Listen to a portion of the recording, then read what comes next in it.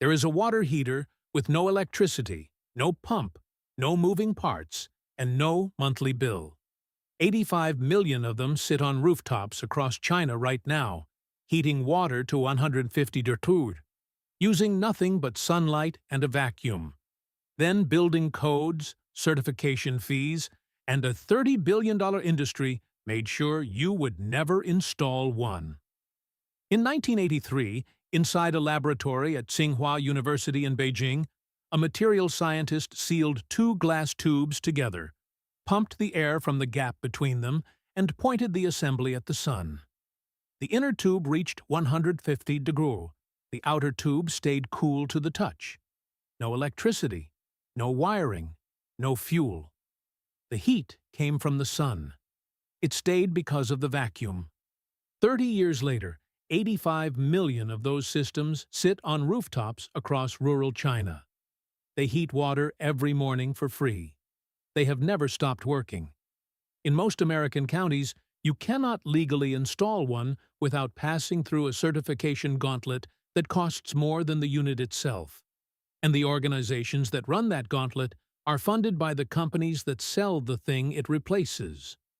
The story of the evacuated tube solar water heater begins not with an invention, but with a problem. In the 1970s, China was industrializing.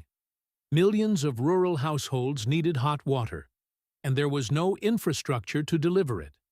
No gas pipelines snaking into farming villages, no reliable electrical grid beyond the cities.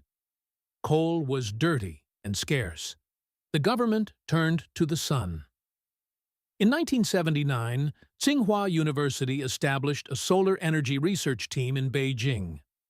Their mandate was simple: find a way to heat water using sunlight that could be manufactured cheaply and operated by anyone. The flat plate collector already existed. It had been developed in Europe, refined in Australia, commercialized in Israel, and parts of the American Sun Belt.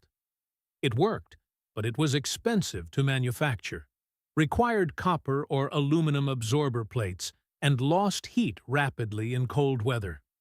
For a country with harsh winters across its northern provinces and a population that could not afford imported components, the flat plate was a dead end. The Tsinghua team tried a different approach. They focused on the vacuum. A vacuum is the best insulator known to physics. It is how a thermos keeps coffee hot. There is no air between the inner wall and the outer wall, so there is no medium through which heat can conduct or convect away. The only heat loss mechanism is radiation, which is slow. The breakthrough came in 1983. The team developed a selective absorption coating that could be applied to the inner surface source tube of an all-glass evacuated tube using a magnetron sputtering process. The coating absorbed over 93% of incoming solar radiation while emitting less than 8% as infrared heat. They filed a patent in 1985. They spent the next decade perfecting the manufacturing process. Each tube is a glass cylinder inside a glass cylinder. Both are made of borosilicate glass, the same material used in laboratory beakers and high-end cookware. It resists thermal shock. It handles temperature swings from 40 degrees to over 300 degrees F without cracking. The outer tube is transparent. It lets sunlight in. The inner tube is coated with a selective absorber. It converts that sunlight to heat. The space between them is a vacuum. That vacuum acts as an insulating barrier so effective that the inner tube can reach 300 degrees while the outer tube remains at ambient temperature. A typical residential system uses 20 to 30 of these tubes, each about 6 ft long and 2 in diameter, mounted at an angle on a rooftop frame. At the top, a horizontal storage tank holds 40 to 80 gallons of water. The tubes connect to the tank through rubber grommets. Cold water sits in the bottom of each tube. Sunlight heats it. The heated water becomes less dense and rises into the tank. Cooler water from the tank flows down into the tubes to replace it. This is thermosiphon circulation. It requires no pump, no controller, no electricity. It is driven entirely by the density difference between hot and cold water. The cycle repeats itself all day, every day, as long as the sun is out. By evening, the water in the tank is between 120 degrees and 150 degrees. In summer, it can exceed 170 degrees. In winter, even in northern China where temperatures drop below zero, the system still produces water above 100 degrees on sunny days because the vacuum insulation means the tubes lose almost no heat to the cold air outside. The physics is not complicated. Dense mass absorbs energy. A vacuum prevents that energy from escaping. Gravity circulates the fluid. The result is free hot water every day with no operating cost. Compare this to a flat plate collector, the dominant solar thermal technology in Europe and the United States. A flat plate uses a dark metal absorber behind a single sheet of glass. It works well in mild climates, but on a 20-degree day in January, the air between the glass and the absorber conducts heat away from the collector and into the atmosphere. Efficiency drops, output drops. The system needs a backup. An evacuated tube on that same January day loses almost nothing. The vacuum does not care about the ambient temperature. As long as sunlight reaches the inner tube gets hot. This is why the technology took hold in northern China, where winters are brutal, rather than in the tropical latitudes where flat plates perform fine. There is one more advantage. A flat plate collector is a single unit. If part of the absorber degrades or the glazing cracks, the entire panel must be replaced. An evacuated tube array is modular. If one tube breaks, you pull it out and slide in a new one. 5 minutes, $5. The rest of the system keeps working. In 1994, Tsinghua University established the Tsinghua Solar Electronics Factory to commercialize the technology. It was renamed Beijing Tsinghua Yangguang Solar Company in 1998. But the real catalyst was not an academic lab. It was a petroleum engineer named Huang Ming. Huang Ming was born in 1958. He worked at the Petroleum Research Institute in Dezhou, a mid-sized agricultural city in Shandong Province. After the birth of his daughter, he became consumed by a question most oil industry engineers do not ask. What happens when the oil runs out? He started researching solar energy in secret, funding his experiments with his government salary, working nights and weekends. In the mid-1990s, he left the institute and founded Hyman Solar Energy Group with a small team operating out of a storage room. They had almost no capital. In their first year, Huang Ming spent nearly every yuan the company had on a television commercial aired on CCTV, China's state broadcaster. It was a bet that almost destroyed the company. It made Hyman a household name. The timing was right. China's evacuated tube technology had matured. Manufacturing costs were plummeting as sputtering machines scaled up, and the market was enormous. Hundreds of millions of Chinese households had no reliable access to hot water. They wanted it. The evacuated tube system gave it to them for a one-time cost of 1,000 to 2,000 yuan, roughly $150 to $300. No monthly bill, no fuel delivery, no maintenance beyond occasionally wiping dust from the tubes. By 2001, Chinese factories were producing over 20 million evacuated tubes per year. By 2014, China had installed more than 85 million solar water heating systems, the vast majority using evacuated tubes. China accounted for 70% of all solar water heating capacity on Earth. Of that, 92% was evacuated tube technology. Chinese firms held up to 95% of the core patents. The technology was indigenous. It was not copied from the West. It was invented in a Chinese university, manufactured at Chinese scale, and deployed to Chinese households at a price that made Western equivalents look absurd. Production of all-glass evacuated tubes exceeded 20 million per year by 2001.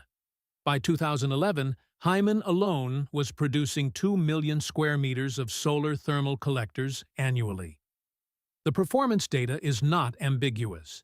The University of New South Wales tested water and glass evacuated tube systems across multiple climate zones and found them effective in conditions ranging from subtropical Australia to cold climate Canada.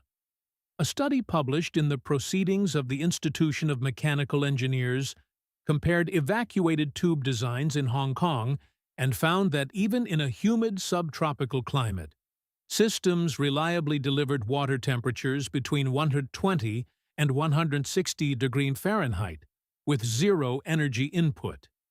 The tubes performed in overcast conditions. They performed in winter. They performed on days when a flat plate collector would have produced lukewarm water at best. Cities like Rizhao, a coastal city of 3 million in Shandong province, became showcases. 99% of households in Rizhao's central districts installed solar water heaters. The city mandated them on all new buildings. Traffic signals and streetlights ran on solar cells. Dezhou, Huang Ming's home base, became the Solar Valley, a 330-hectare industrial zone dedicated entirely to solar thermal technology valued at 50 billion yuan.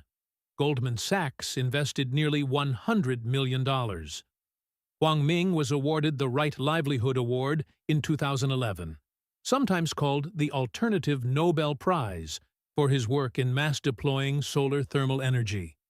The system works. It works in Shandong, where summer highs reach 100 degrees. It works in Heilongjiang, where winter lows drop to -30.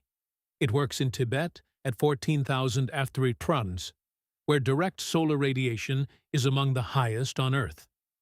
It works on a fifth-floor walk-up in Nanjing and on a farmhouse roof in Gansu. The physics does not change with geography. It changes with sunlight, and China has plenty. But the evacuated tube also has a weakness: glass breaks. In rural China, where units sit on low-rise rooftops, a broken tube is an inconvenience. You pull it out, slide in a replacement that costs $3 to $5, and carry on. But in urban China, where high-rise apartment buildings dominate, a broken tube is a danger. Borosilicate glass is strong, but it is not indestructible. Severe cold can cause thermal shock in poorly manufactured tubes. Hailstorms crack them. Age degrades the vacuum seal. And when the seal fails, the tube implodes rather than explodes, but the shards still fall. Starting in the 2000s, Chinese cities began restricting or outright banning the installation of evacuated tube solar water heaters on high-rise buildings. The reasons were practical. Tubes mounted on 20-story rooftops had rained glass onto sidewalks. Maintenance was difficult. Quality control across hundreds of manufacturers was uneven. Cheap knockoffs flooded the market, some with vacuum seals that failed within 2 years. The restrictions accelerated a trend that was already underway. As China urbanized and rural populations moved into apartment towers, they lost access to their own rooftops. Gas and electric water heaters, backed by expanding grid infrastructure, became the default. The solar water heater market in China has contracted every year since its peak. Flat plate collectors, which do not use glass tubes, now account for nearly 27% of new installations, up from 8% in 2008. This is the irony. The country that proved the technology works is now walking away from it. Not because the physics changed, but because the architecture did. High-rises do not accommodate thermosiphon systems easily. The tanks need to sit above the collectors, which means the roof. Rooftops on 30-story buildings belong to the building management, not to the individual tenant. And in a nation of apartment dwellers, the infrastructure that made solar water heating effortless in rural China does not translate to urban life. Now, look west. In the United States, the average household spends between $400 and $600 per year on water heating alone. For households using electric resistance heaters, that figure can exceed $780. Over a 30-year mortgage, a family will spend between $12,000 and $23,000 just to heat water. Water heating is the second largest energy expense in the American home, accounting for roughly 14 to 18% of total household energy use. A Chinese-manufactured evacuated tube solar water heater, shipped to the United States, cost between $200 and $500 for the hardware. Installation on a simple rooftop adds another $500 to $2,500 depending on local labor rates and plumbing complexity. Total cost installed for a system that eliminates most or all of a household's water heating bill, $700 to $2,000. Payback period at average energy prices, 2 to 4 years. Expected lifespan, 15 to 20 years with occasional tube replacements at $5 each. No gas line, no electrical connection to the grid, no monthly bill, no carbon emissions, no moving parts to fail. You cannot legally install one in most American jurisdictions without clearing a series of regulatory barriers that were not designed with this technology in mind. The first barrier is certification. The International Plumbing Code, developed by the International Code Council, requires that solar thermal water heating systems conform to ICC 900 SRCC 300. Now, a subsidiary of the ICC itself administers both the OG 100 certification for individual collectors and the OG 300 certification for complete solar water heating systems. Without OG 300 certification, a system cannot be legally installed under the code, cannot receive federal tax credits, cannot qualify for state incentive programs, and cannot be approved by a local building inspector. The OG 300 process requires laboratory testing by an accredited facility, computer modeling of system performance across nearly 200 North American climate zones, evaluation of all components, including tanks, pumps, heat exchangers, controllers, piping, and valves. Review of installation manuals and ongoing compliance, including factory inspections. The cost and complexity of this process is substantial. For a large manufacturer selling thousands of units into the North American market, it is manageable. For a small Chinese factory producing a $250 thermosiphon system, it is prohibitive. The result is predictable.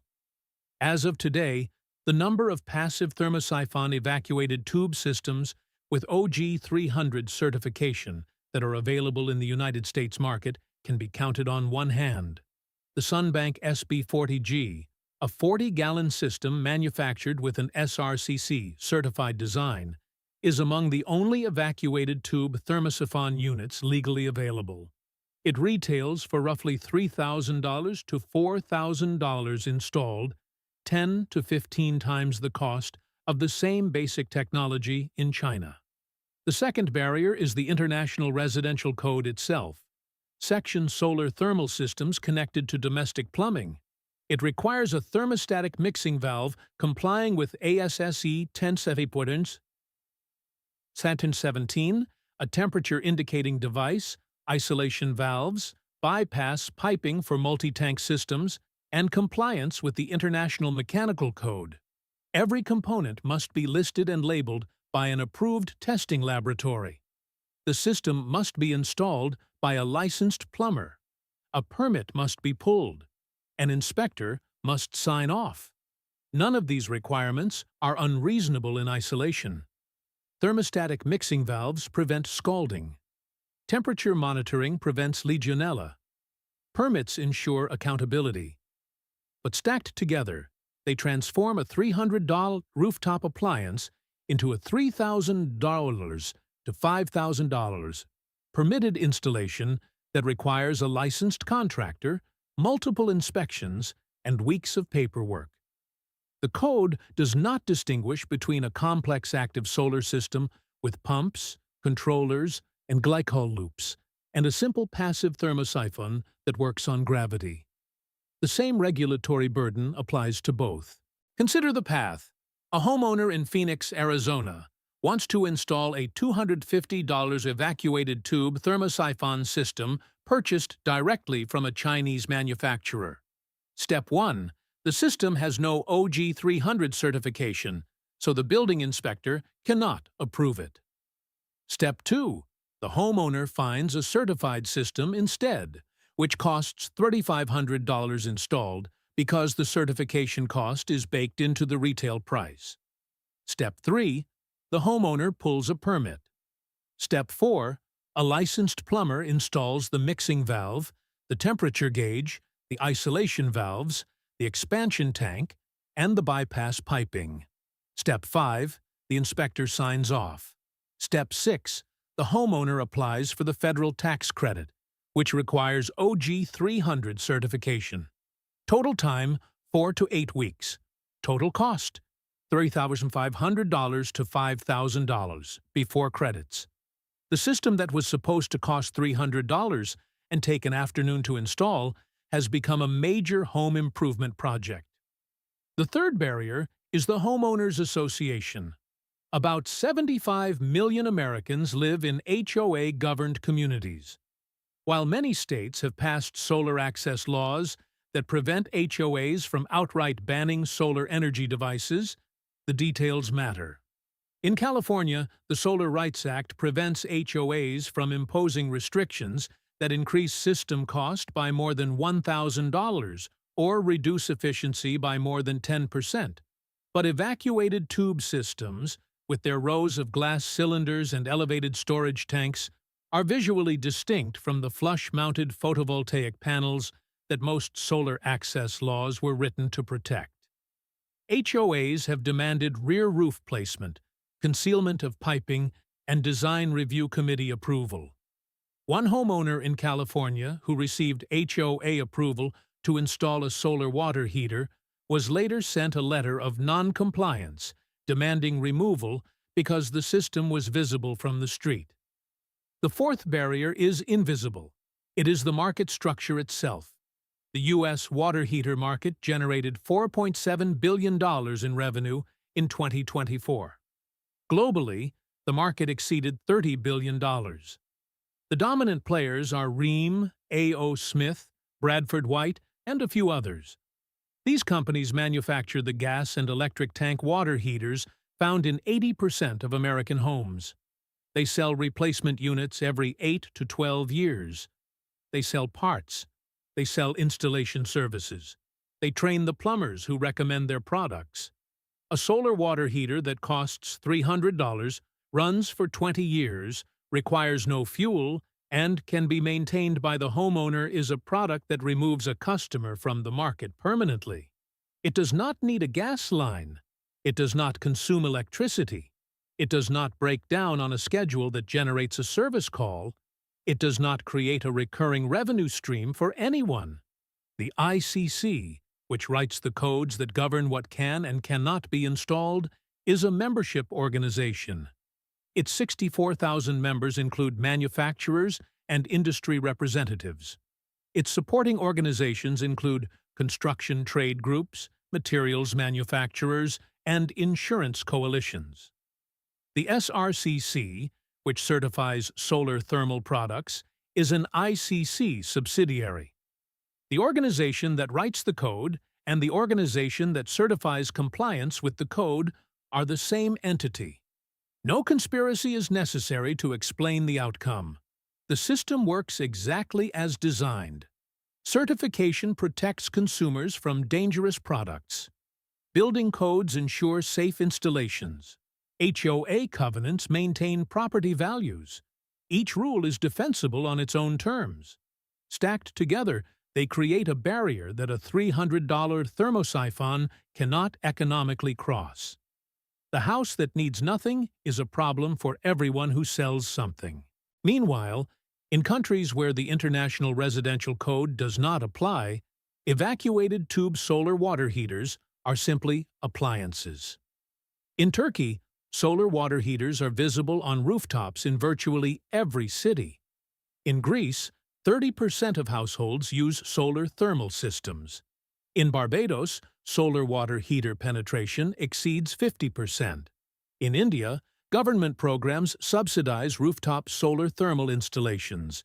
In Kenya, Brazil, Morocco, and Vietnam, the technology is spreading because it works and because nobody wrote a code to stop it. Spain mandated solar water heating in all new buildings in 2006. Australia offers financial incentives for solar thermal installations that have driven adoption across the country. Germany requires a minimum share of hot water and space heating to come from renewable sources. In these countries, the evacuated tube is not a fringe technology or an off-grid curiosity. It is part of the building. It is expected. It is normal. The contrast is stark. China produces 70% of the world's solar thermal capacity. Europe encourages it. The developing world adopts it. The United States, which spends more per household on water heating than almost any other developed nation, has built a regulatory apparatus that makes the cheapest version of the technology nearly inaccessible to the average homeowner. In Rizhao, China, before the high-rise bans, the solar water heater was as ordinary as a kitchen faucet. You walked into a hardware store. You bought a system for $200. You carried it to your roof. You bolted the frame to the concrete, connected the tubes, ran a pipe to your bathroom. By sunset, you had hot water. You never thought about it again. Imagine standing on one of those Rizhao rooftops in the late afternoon. The sun is low over the Yellow Sea. The air smells of salt and coal smoke from a neighbor's stove.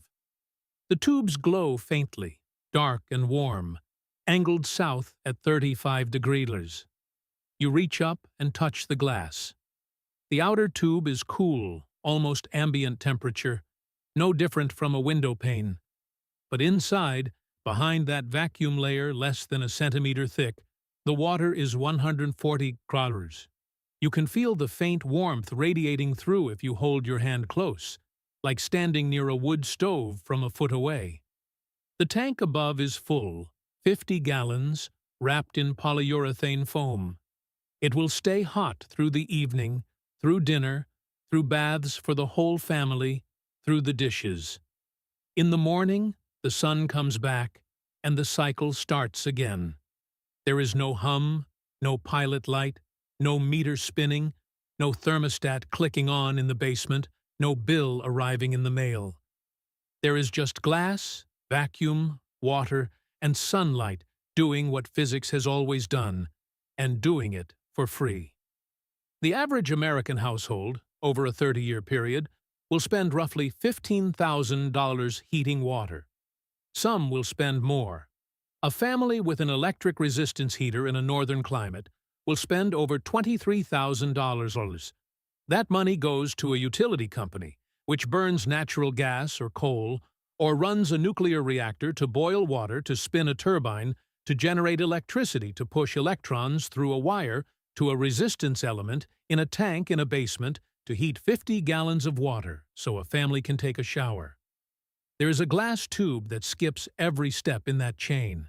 It costs $3. It lasts 15 years. It converts sunlight directly into hot water with no intermediate process, no energy conversion loss, no fuel, no grid connection, no moving parts. The physics has not changed since 1983. The vacuum still insulates. The coating still absorbs. The water still rises when heated. The cost of manufacturing has only gone down. The demand for hot water has only gone up. 85 million Chinese households proved it works. 2 decades of university research confirmed it works. The tube still sits there, angled toward the sun, doing the only thing it knows how to do. The question is not whether the technology is real. The data settled that decades ago. The question is, why? In a country that spends $4.7 billion per year on water heaters, the simplest one on Earth requires a $10,000 certification process and a licensed contractor to install, while a $300 electric resistance tank from a big box store requires neither. The physics has not changed. The code has. There is a building material that gets stronger with age, absorbs carbon dioxide from the air, and was used to construct structures that have stood for over 2,000 years. It costs a fraction of Portland cement. It was not replaced because it failed. It was replaced because the company that patented its competitor spent a century making sure the codes required their product instead. That video is on your screen right now. If this story changed how you look at the simple physics of sunlight and water, please subscribe and like the channel. We are uncovering the history and technology they tried to bury under codes and fees. Help us plant the seeds for a more efficient future. The next treasure of forgotten innovation will be opened soon.